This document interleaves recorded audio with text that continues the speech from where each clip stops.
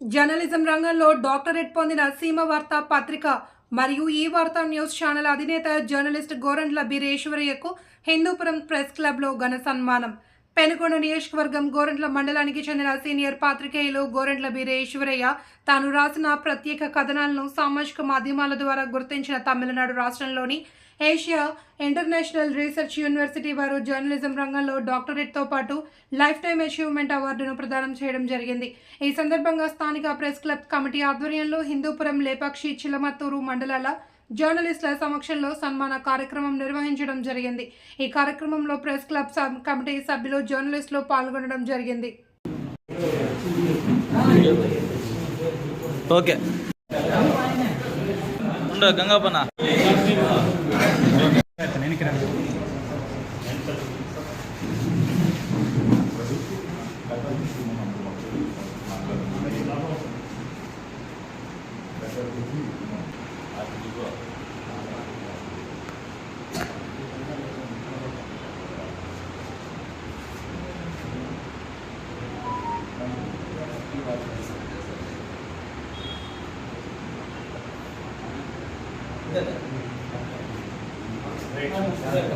కార్యక్రమాన్ని విజయవంతం చేసిన ఒక నిమిషం ఎక్కడ పెడితే ఇతను బాగా డీప్గా పెట్టి రాస్తారనేది ఆ కోవకు చెందిన ఈశ్వరరావు ఎన్నో వార్తా రిపోర్టుగా కొనసాగి ఎన్నో ఏళ్ల పాటు వార్తా విలేకరుగా తర్వాత అనంతర కాలంలో విలేకరిగా తనే సొంతంగా ఒక వార్తా పత్రికని స్థాపించి ఈరోజు ఆయన ఎన్నో ఆటుపోట్లు ఎదుర్కొన్నాడు. మనకందరికీ తెలుసు ఆయనకు జరిగిన సంఘటన. అదేవిధంగా మనలో కూడా ఎంతో మంది బయట వార్తలు రాసి వెళ్ళినప్పుడు మనం కూడా ఇటువంటి సంఘటన మనం ఎదుర్కొంటున్నాము. ఆ సమయంలో మేము ఒకరికి వెళ్ళి ఏమీ చేయలేకపోయినా వార్తలు చదివినప్పుడు వారికి సన్మానం చేస్తాము. అందున ఈరోజు డాక్టరేట్ తీసుకున్న ఒక వ్యక్తికి మనం సన్మానం చేస్తున్నామంటే చాలా గర్వకారణం. ఈ అవకాశం ఇచ్చిన ముఖ్యంగా ఈరోజు చాలా సంతోషం. మన పత్రికా రంగానికి ఒక వన్నె తెచ్చిన మన వీరే ఈశ్వరయ్య గారికి నా తరఫున ధన్యవాదాలు. అదేవిధంగా ప్రెస్ తరఫున ధన్యవాదాలు తెలియజేస్తాను. ఎందుకంటే ఈ మధ్యకాలంలో పోటీ ప్రపంచం, పత్రికలు నడవాలంటే చాలా కష్టం. పత్రికలు కనీసం పేపర్ ప్రింట్ చేసి బయటికి రావాలంటే కూడా పేపరు దాదాపు 60,000 పేపర్ ప్రింట్ అవుతుంది. అట్లా పోటీ ప్రపంచంలో ఆ పెద్ద పేపర్ తీమనట్టుగా ఒక పేపర్, డిజిటల్ పేపర్ తయారు చేసి ఎంతో మంది రిపోర్టులను తీర్చిదిద్ది ఈనాడు మెయిన్ పత్రికలకు పోటీగా యువరప పేపర్, వార్తా పేపర్ అంటే 2 వార్తా పేపర్లు ఉన్నాయనే స్థాయికి ఈనాడంటే ఆ నిజంగా చాలా మనం గమనించదగ్గ విషయం. ఈ వార్త అంటే వార్తన, ఈ వార్త స్థాయికి వచ్చారు ఈరోజు సమాజంలో చాలా మంది. వార్త అంటే 2 పేపర్లు ఉన్నాయంటే ఈ వార్తలో చాలా మంచి వార్తలు వస్తున్నాయి. యువరప్ప అంటే వీర ఈశ్వరయ్య అనే మాట ఎక్కడ చూసి పడుతుంది అంటే ఇది నా స్వభావంగానే చెప్తున్నాను. జనరల్ కూడా వార్తలు వచ్చిందంటే యా వార్తలు వస్తున్నాయి, ఈ వార్తలు వస్తున్నాయి, ఆ వార్తలు వస్తున్నాయనే స్థాయికి మీరు ఆ రకంగా ఎదిగినారంటే దానిలో మీ స్వయం కృషి, మీ పట్టుదల, అరుపెరుగిన దీక్ష ఉన్నాయని నేను బహిరంగంగా తెలియజేసుకుంటున్నాను. కాబట్టి ప్రతి ఒక్కరు పత్రికా లోకంలో బాగా ధీటుగా ముందుకు పోవాలి. నాది చిన్న పేపర్, పెద్ద పేపర్ అనే తేడా లేకుండా ప్రతి వార్త కూడా క్షుణ్ణంగా రాసి పరిశీలించి మొత్తం ఇన్వెస్టిగేషన్ వార్తలు రాసుకున్నాడు. ఈ మధ్యకాలంలో చాలా బాధాకరమైంది. మన రీసెంట్గా ఆయన మీద దాడులు జరగడం, చాలా హాస్పిటల్లో నేను మాట్లాడినా, ఫోన్లో కూడా పరామర్శించాను, హాస్పిటల్ పాల్గొన్నాడు. మళ్ళీ ఆయన ఆర్థికంగా కూడా చిన్నమైనా కూడా పత్రిక కాకపోతే కూడా ఆయన ఒక్క రోజు కూడా ఆపలే. హాస్పిటల్లో ఉన్నా కూడా పత్రిక చేసిన ఘనత ఏదైనా దక్కుతుంది.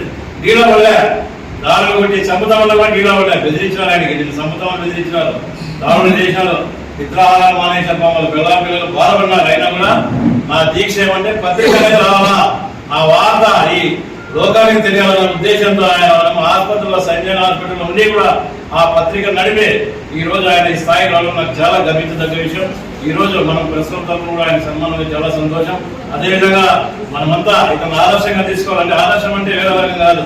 ఆయన ఎలా నడిపినాడు ఈ పోటీ ప్రపంచంలో ఇంతమంది విలేకరులను తయారు చేసి ఈరోజు ఒక డిజిటల్ పత్రికనే మొత్తం యూట్యూబ్ కానీ ప్రతిరోజు మన పేపర్ వస్తే కూడా మనం వర్షమేమో నాకు పేపర్ నిలబడుతుంది కానీ ఆయన పత్రిక మాత్రం రోజు నేను ఖచ్చితంగా చూస్తున్నాను. ఈ వార్తలో ఏమొచ్చినాయి ఈ రోజు కూడా చూసిన ఒక కానిస్టేబుల్ మీద దాడి చేసిన సంగతి ఈ రోజు చూసిన. పత్రికల్లో కొన్ని పత్రికలు రాలే, ఆ వార్త ఆయన రోజు ఇన్వెస్టిగేట్ చేసి రాశాడు. అంటే చిన్న పెద్ద పత్రికలను తేలాలి, మంచి వార్త రాయాలా, మంచి స్వభావం ఉండాలా, మంచి వ్యక్తిత్వాన్ని ఏర్పాటు చేసుకోవాలా, సొసైటీలో జర్నలిజం అంటే ఏంటని నిరూపించుకుని ఈ రోజు ముందుకు వెళ్ళడం చాలా క్యాప్షన్లు చూస్తే ఇలాంటి క్యాప్షన్లు పెట్టాలి, ఇలా ఇంట్రొడక్షన్ తీసుకోవాలి. చాలా చూద్దాం, చాలా బాగా వేస్తారు.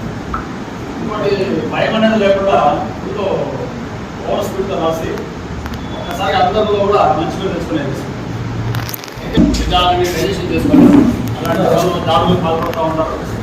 వాటిని అందరూ మనం సమిష్టిగా ఎదుర్కొని యూనిటీ చూపగలిగితే అలాంటి వాటికి మనం అడ్డుకట్ట వేసే అవకాశాలు ఉన్నాయి. మా సహకారం కొన్ని సమస్యలు రావడం జరుగుతున్నాడు. నాకు చాలా మంచి మిత్రుడు, అంటే వ్యక్తిగతంగా చాలా మంచి మిత్రుడు. కాబట్టి ఈరోజు డాక్టరేట్ అవ్వడం చాలా గ్రేట్ అనిపిస్తుంది. మరి నాకు కూడా వస్తే నాకు రావాలని కోరుకున్నావు, రావాలని కోరుకున్నావు, స్ఫూర్తిగా తీసుకున్నావు. మేమంతా కష్టాలు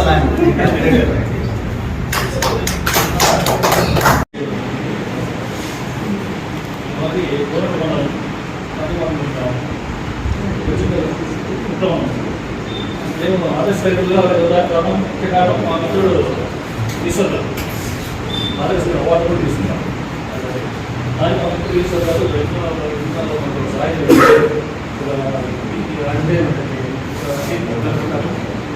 ప్రోత్సహించి అప్పుడు అలాంటి మా మిత్రుడు ఈరోజు డాక్టరేట్ అవ్వాలి.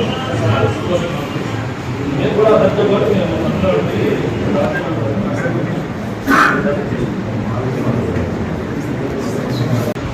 అంటే నేను పెద్ద టౌన్లో ఉన్నప్పుడు కూడా మాకంటే ఎక్కువగా పోటీగా పనిచేసేవాడు.